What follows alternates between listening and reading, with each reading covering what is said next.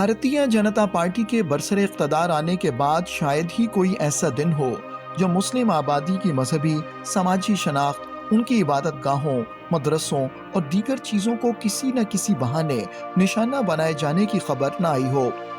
آج بھارت جن حالات سے گزر رہا ہے، ویسے حالات تو تقسیم ہند کے وقت بھی نہیں تھے۔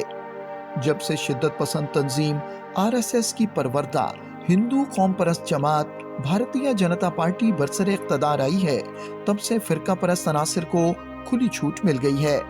قانون اور عدل و انصاف کے تقاضوں کو جس بری طرح پامال کیا جا رہا ہے، اس کی نظیر ماضی میں نہیں ملتی۔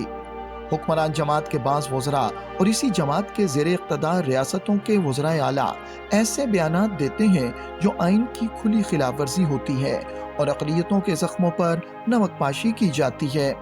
مقبوضہ جموں و کشمیر کی کوئی ایسی عبادت گاہ نہیں جس کی بھارتی فوج نے بے حرمتی نہ کی ہو۔ یہاں نہ کوئی مسجد محفوظ ہے اور نہ ہی درگاہ۔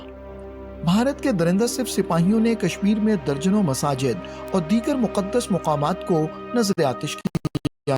لوگوں کو گھروں میں قید کر کے مساجد میں نماز کی ادائیگی سے روکا گیا ہے۔ معروف مدارس اور دینی جماعتوں پر پابندی لگائی گئی ہے، ان کی جائیدادیں ضبط کی گئی ہیں۔ یاد رہے کہ دنیا کا کوئی بھی قانون کسی عمارت یا جائیداد، وہ بھی جو تعلیم دینے کا مرکز ہو، کو محض شبہے کی بنیاد پر گرانے کی اجازت نہیں دیتا۔ لیکن بھارت میں مدرسوں کو محض شک کی بنیاد پر منہدم کیا جاتا ہے۔ جب سے ہندو قوم پرست جماعت برسر اقتدار آئی ہے، تب سے مختلف انداز سے مسلم آبادی کو نشانہ بنایا جا رہا ہے۔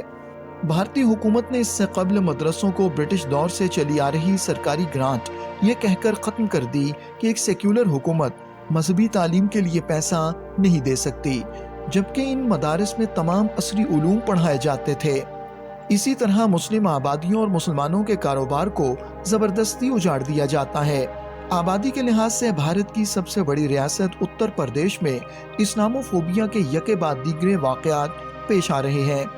اس صوبے میں بھارت کی تمام ریاستوں کے مقابلے میں مسلمانوں کی سب سے بڑی آبادی ہے۔ یہاں 4 کروڑ سے زائد مسلمان رہتے ہیں۔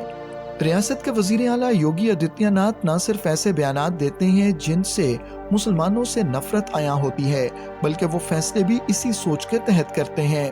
اب ان کی حکومت نے ریاست میں شہرہ آفاق مدارس دارالعلوم دیوبند، دارالعلوم ندوۃ العلماء لکھنؤ، مدرسہ اصلاح میر اعظم گڑھ، مظاہر العلوم سہارنپور وغیرہ کا سروے کرنے کا فیصلہ کیا ہے تاکہ ان مدارس کو بھی نشانہ بنایا جا سکے، اور عیدگاہوں میں زبردستی گنیش کا پنڈال لگانے کی مہم شروع کی گئی ہے۔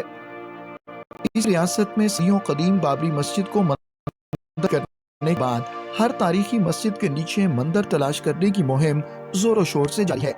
بنارس کی گیان واپی مسجد، متھرا کی شاہی عیدگاہ کی مسجد اور دیگر مقامات کی مساجد کے نیچے مندر ہونے کے دعوے کیے جا رہے ہیں۔ حال ہی میں نریندر مودی نے بابری مسجد کی جگہ مندر کا افتتاح کیا ہے۔ اس شبھ گھڑی کی آپ سبھی کو،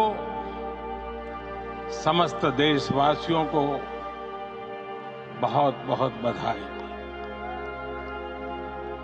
میں ابھی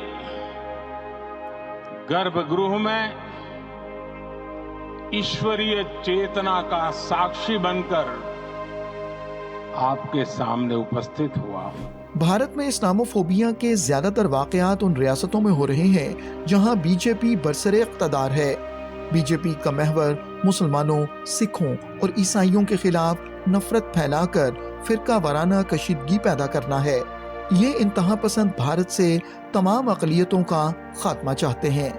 اب یہ عالمی برادری کی ذمہ داری ہے کہ وہ بھارت میں ہندو انتہا پسندی کے عفریت کو لگام دے۔